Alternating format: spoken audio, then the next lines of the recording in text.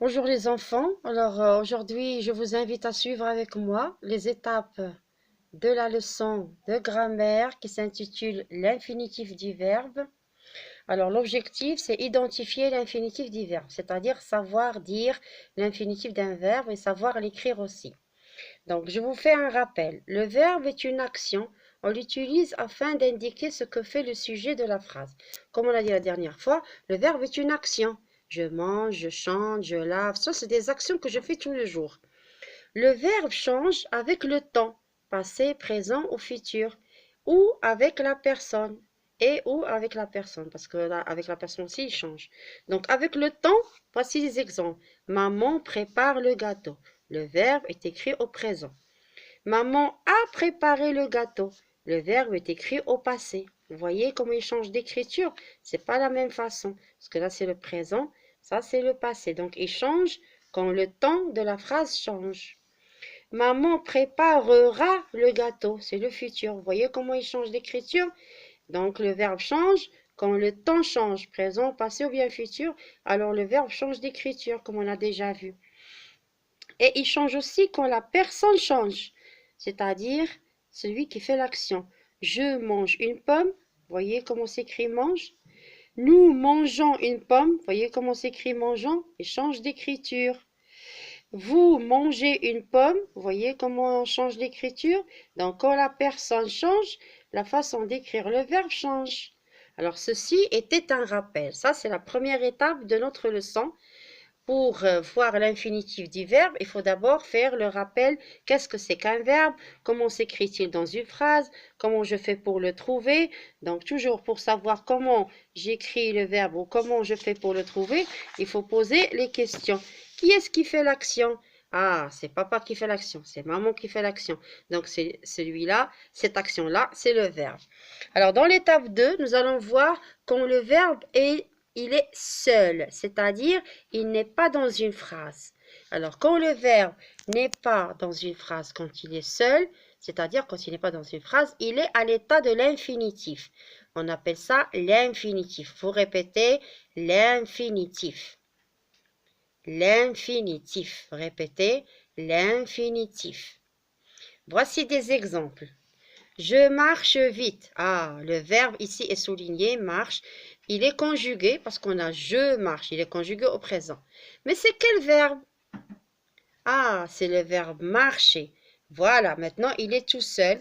Donc on dit qu'il est à l'infinitif. Là, il est conjugué parce qu'il est dans une phrase avec un sujet, je.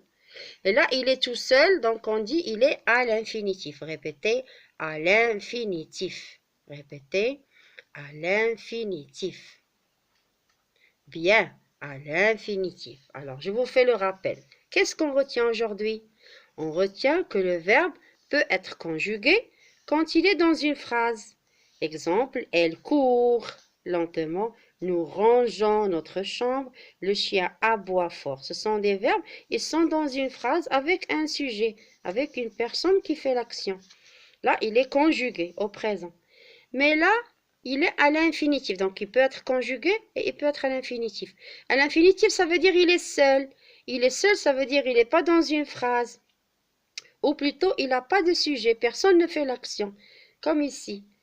Marcher, chanter, laver, écrire, prendre, voir, boire, regarder, etc. Il y a beaucoup de verbes dans le français et beaucoup d'actions qu'on fait tout le temps. Donc, le verbe, quand il est de cette façon, quand il est écrit comme ça, on dit qu'il est à l'infinitif, il est seul. Mais quand il est comme ça veut dire il est conjugué avec un sujet. Elle, ou bien nous, ou bien le chien. C'est clair? Très bien. Donc, on a deux états, état conjugué, état à l'infinitif. Aujourd'hui, on va se concentrer sur l'état de l'infinitif, quand le verbe est seul. Mais la question qu'on va poser, comment faire pour trouver l'infinitif? Par exemple, quand je te dis elle court lentement, mais c'est quel verbe celui-là? Qu'est-ce que je dois faire pour trouver? On passe à la troisième étape.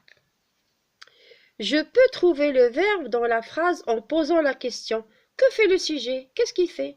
Par exemple, que fait maman? Maman prépare le repas. Ah, voilà le verbe prépare. La tante de mon ami rit. Ah, voilà. Que fait la tante de mon ami? Elle rit. Voilà l'action. Vous voyez, c'est comme ça que je trouve le verbe. Oui, mais comment je vais faire pour trouver son infinitif? Alors je te dis, mais c'est quel verbe celui-là? Préparer. Et là, maintenant, il est conjugué. Mais comment je fais pour trouver son infinitif? Alors, suivez avec moi. Pour trouver l'infinitif de ces verbes, je peux utiliser il faut. C'est une expression que je vais utiliser pour trouver facilement l'infinitif de ces verbes-là. Alors, il faut préparer. Ah, voilà comment j'écris l'infinitif. Le verbe maintenant est seul. Il faut rire. Voilà comment j'écris l'infinitif. Il faut préparer, il faut rire. Par exemple, je dis je marche, il faut marcher. Je reprends les exemples de tout à l'heure. Et elle court lentement. Il faut courir, bravo. Nous rangeons notre chambre. Il faut ranger, très bien. Le chien aboie fort. Le chien aboie fort. Il faut aboyer. Ce n'est pas le verbe boire, c'est aboyer. Ça veut dire faire hou, hou, hou. C'est bon? Comme tout à l'heure ici. Je marche vite, il faut marcher. Voilà l'infinitif. C'est comme ça qu'il était le verbe avant quand il était tout seul. Après, on l'a conjugué. Très bien, on continue donc dans la troisième étape. Donc, on a dit pour trouver l'infinitif de ces verbes, je peux utiliser il faut. Il faut préparer. Il faut rire.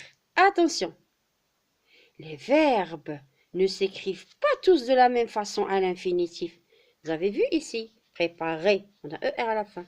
Rire, il y a RE, c'est pas la même chose, c'est pas la même façon. Chaque verbe a sa façon. On a par exemple écrire, on a RE, ça s'écrit avec RE à la fin. Laver, c'est ER. Voir, c'est voir. Venir, c'est ir. Prendre, c'est RE. Chaque verbe a sa façon d'être écrit à l'infinitif. Il faut faire très attention à la formation de l'infinitif. Donc, je récapitule avec vous.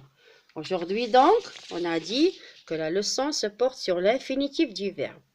Pour trouver l'infinitif du verbe, je dois utiliser l'expression « il faut ». Maman prépare le repas, il faut préparer. La tante de mon ami rit, il faut rire. Il faut rire. Et on a dit aussi que l'infinitif ne s'écrit pas de la même façon. Chaque verbe a sa façon d'être écrit. Il faut écrire, il faut laver, voir, venir, prendre, brosser, chanter, s'asseoir. D'accord? Il y a beaucoup de verbes. Chaque verbe a sa façon d'être écrit. Alors maintenant, suivez avec moi les étapes. Donc, je viens vers la page 40 de votre manuel de français. Trouvez l'infinitif du verbe. Alors, on reprend ici l'encadré. On va lire ce qui est écrit. Suivez ensemble avec moi. Attendez que ce soit clair.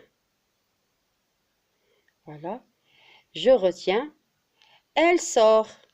Elle sort. Il faut sortir.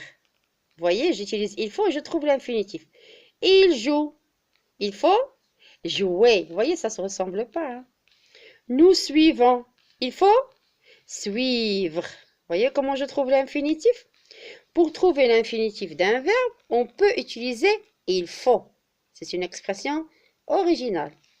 Dans le dictionnaire, les verbes sont écrits à l'infinitif. Ça veut dire si je cherche un verbe dans le dictionnaire, je ne vais pas le trouver conjugué comme ça. Je vais le trouver de cette façon, à l'infinitif. Allez, on passe maintenant aux exercices. Je vais cacher les réponses. Alors, première activité. Je m'entraîne. Trouve l'infinitif de chaque verbe. Alors, exemple. Ils écoutent, il faut écouter. J'aide ma sœur, il faut aider. Voilà, aider. Mon frère lèche la casserole, ça veut dire il fait avec la langue. Il lèche la casserole. Il faut lécher. Voilà, il faut lécher. Vous écrivez à mamie, il faut. Vous écrivez, il faut écrire. Voilà, écrire. Il verra son cousin, verra. Il faut voir. Voilà. Donc, à partir de il faut, je trouve l'infinitif. Remarquez que les infinitifs ne s'écrivent pas de la même façon. Chaque verbe a sa façon. C'est vrai qu'ici, on a la même terminaison. Mais là, non, c'est différent. On passe à la deuxième consigne. Trouve l'infinitif des verbes qui sont soulignés. Allez, on va travailler ensemble. La maman surveille ses enfants. Déjà, le verbe est surveille. Il est souligné. Il faut surveiller. Voilà, surveiller. Je mets ER à la fin. Je change l'écriture. Mon chien suit toujours le même chemin. Mon chien suit toujours le même chemin. Il faut, on l'a vu en haut ici. Il faut,